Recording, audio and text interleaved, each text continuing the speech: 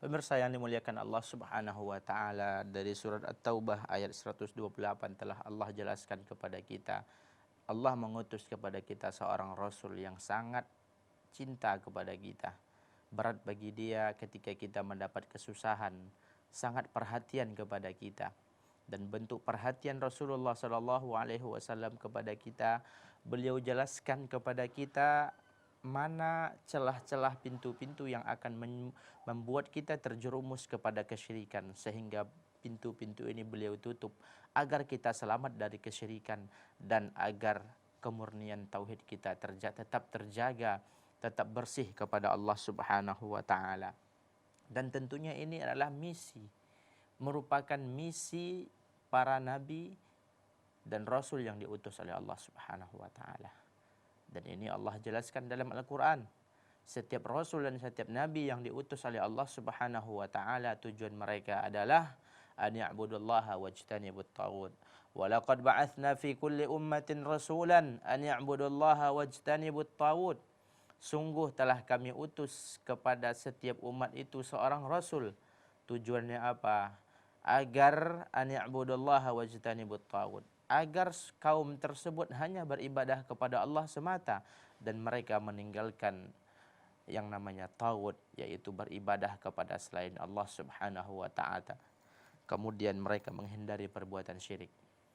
Dalam hadis disebutkan oleh baginda Rasulullah sallallahu alaihi wasallam, al-anbiya'u ikhwah wa dinuhum wahid. Sesungguhnya para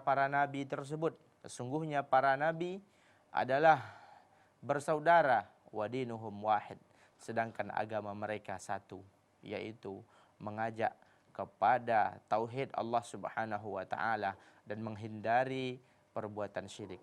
Dan inilah yang dilakukan oleh Rasulullah sallallahu alaihi wasallam. Di antara bentuk perhatian dan bentuk cinta Nabi kita Muhammad sallallahu alaihi wasallam kepada umat ini, beliau menjelaskan kepada kita mana perkara-perkara yang harus kita hindari, mana poin-poin yang harus kita jauhi agar kita tidak terjerumus kepada kesyirikan. Dan dalam hadis disebutkan oleh Abu Dzar Al-Ghifari, ya, dalam hadis yang diriwayatkan oleh Imam Tabrani dengan sanad yang bagus, disebutkan oleh Abu Dzar Al-Ghifari radhiyallahu anhu, laqad tarakana Rasulullah sallallahu alaihi wasallam wa ma ta'irun yataqallabu bi janahihi fil hawa illa wa huwa yadhkuru lana minhu hikmah.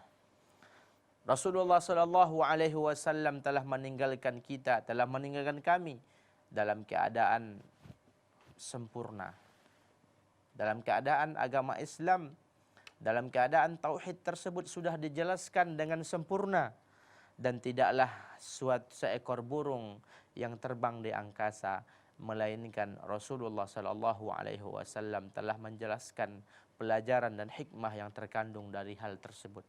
Jangankan masalah tauhid, pemirsa yang dimuliakan Allah, masalah-masalah kecil saja sudah dijelaskan oleh Rasulullah sallallahu alaihi wasallam dengan sangat detail, dengan sangat rinci sallallahu alaihi wasallam. Dan dalam hadis yang diriwayatkan oleh Imam Muslim, Rasulullah sallallahu alaihi wasallam bersabda, sesungguhnya perumpamaan kalian, ya, sesungguhnya perumpamaan aku adalah seperti seorang yang menghidupkan api. Inna mathali kamathali rajulin istauqada nara. Perumpamaan aku terhadap kalian, wahai umatku, bagaikan seorang laki-laki yang menghidupkan dan menyalakan api. Kemudian ketika api telah menyala, telah keluar sinar, datanglah binatang-binatang, datanglah hewan-hewan, datanglah serangga-serangga, datang kupu-kupu, datang bilalang yang mendekat kepada api tersebut. Kemudian laki-laki tersebut mencegah, ya, binatang-binatang dan serangga-serangga yang mendekat, yang mereka tersebut, ya, hampir masuk kepada api yang sudah dinyalakan tadi. Maka itulah wa ana akhidun bihujazikum minan nar. Kata Rasulullah sallallahu alaihi wasallam, Perumpamaan aku terhadap kalian bagaikan laki-laki tadi. Ketika dilihat ada hewan, ada serangga yang ingin terbang, yang ingin masuk ke dalam api tersebut, dicegah oleh beliau. Dan itulah yang dilakukan oleh Rasulullah sallallahu alaihi wasallam. Ketika kita hendak terjerumus kepada perbuatan syirik, maka Rasulullah sallallahu alaihi wasallam menutup bagi kita pintu-pintu, celah-celah yang membuat kita terjerumus kepada perbuatan syirik tersebut. Wa ana akhidun bihujazikum minan nar. Aku adalah orang yang akan menarik, yang akan menghalangi kalian, yang akan menarik punggung kalian agar kalian tidak terjerumus kepada perbuatan syirik. Halumma anin nar, halumma anin nar. Jauhilah api itu, jauhilah api itu. Walakin fataglibunani wa taqtahammuna fiha. Akan tetapi sebagian kalian tidak mengikuti dan tidak mengindahkan apa yang aku katakan. Demikian Rasulullah sallallahu alaihi wasallam menjelaskan kepada kita. Pemirsa yang dimuliakan Allah Subhanahu wa taala, dalam bab ini ada dua hadis sebagaimana sudah kita sebutkan. Ada dua hadis yang disebutkan oleh Syekh Muhammad At-Tamimi. Hadis pertama, hadis yang dikeluarkan oleh Imam Abu Dawud dengan isnad yang sahih dari jalan Abi Hurairah radhiyallahu anhu. Rasulullah sallallahu alaihi wasallam bersabda, "La taj'alu buyutakum qubura wa la taj'alu qabri 'ida wa sallu 'alayya fa inna salatakum tablughuni haitsu kuntum." Dalam hadis ini Rasulullah sallallahu alaihi wasallam mengatakan, "Wahai kalian umatku, la taj'alu buyutakum qubura." Jangan kalian menjadikan rumah kalian laksana dan bagaikan kuburan. Apa maksudnya? Maksudnya dijelaskan oleh Syekhul Islam Ibnu Taimiyah bahwasanya makna dari menjadikan rumah bagaikan kuburan adalah bita'tilis salah fil buyut, dengan tidak melakukan salat pada rumah tersebut. Jadi kalau kita tidak salat di rumah, maka rumah yang tidak ada ditegakkan salat padanya adalah rumah yang bagaikan kuburan. Karena Rasulullah sallallahu alaihi wasallam ingin berpesan kepada kita bahwasanya kuburan itu bukanlah tempat solat, bukanlah tempat beribadah kepada Allah Subhanahu wa taala, dan kita tidak diperintahkan, ya, hatta pun sampai pun di kuburan Rasulullah sallallahu alaihi wasallam, Rasulullah sallallahu alaihi wasallam melarang kita, wala taj'alu qabri 'idan.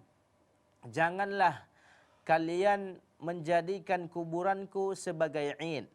Dijelaskan oleh para ulama, dijelaskan oleh Al-Imam Ibnu Qayyim dalam kitab Ighatsatul Lahfan min Masayidis Syaitan, bahwasanya id itu artinya adalah suatu yang berulang dan suatu yang dibesar-besarkan, suatu yang diagung-agungkan, suatu yang menjadi tempat perkumpulan. Rasulullah sallallahu alaihi wasallam mengatakan, "La taj'alu qabri 'idan." Jangan kalian menjadikan kuburanku sebagai 'id, sebagai suatu yang dibesar-besarkan, sebagai suatu yang diuluh-uluhkan, sebagai suatu yang diagungkan, sebagai suatu yang dijadikan momen untuk berkumpul-kumpul, untuk melakukan ritual-ritual tertentu. Dan ini dilarang oleh Rasulullah sallallahu alaihi wasallam. Kalau seandainya, ya, kuburan beliau saja dilarang kita untuk mengagungkannya, untuk bersikap hulu padanya, untuk berkumpul-kumpul melakukan ritual ibadah padanya, untuk salat padanya. Kalau seandainya di kuburan Nabi saja dilarang, bagaimana dengan kuburan yang lain? Yang kuburan tersebut isinya belum tentu orang-orang yang bertakwa dan taat kepada Allah Subhanahu wa taala. Inilah yang kita katakan, pemirsa yang dimuliakan Allah. Rasulullah sallallahu alaihi wasallam menutup celah bagi kita agar tidak terjadi kesyirikan. Karena hati kita ini lemah. qulubul insan yataqallabu baina asabi'ir rahman. Hati kita ini lemah, sedangkan syubhat-syubhat begitu keras menyambar, sehingga apabila syubhat tadi menyambar hati yang lemah, dikhawatirkan dia mengalahkan hati yang lemah, sehingga apabila syubhat sudah bersarang di hati kita, disitulah iblis akan mudah untuk mengotak-atik kita.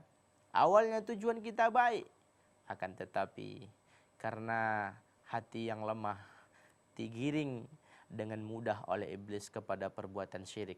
Dan inilah yang tak diinginkan oleh Rasulullah sallallahu alaihi wasallam, sehingga Rasulullah sallallahu alaihi wasallam melarang kita untuk menjadikan kuburan beliau sebagai tempat berkumpul-kumpul untuk melakukan ritual ibadah, sebagai suatu yang diagungkan-agungkan, suatu yang dimuliakan, yang diulukan. Ini dilarang oleh Rasulullah sallallahu alaihi wasallam. Wa sallu alayya fa inna salatakum tablughuni haitsu kuntum. Dan kalian bersalawatlah kepadaku. Ketika kalian ingin bersalawat kepadaku, kalian tidak mesti datang ke kuburanku.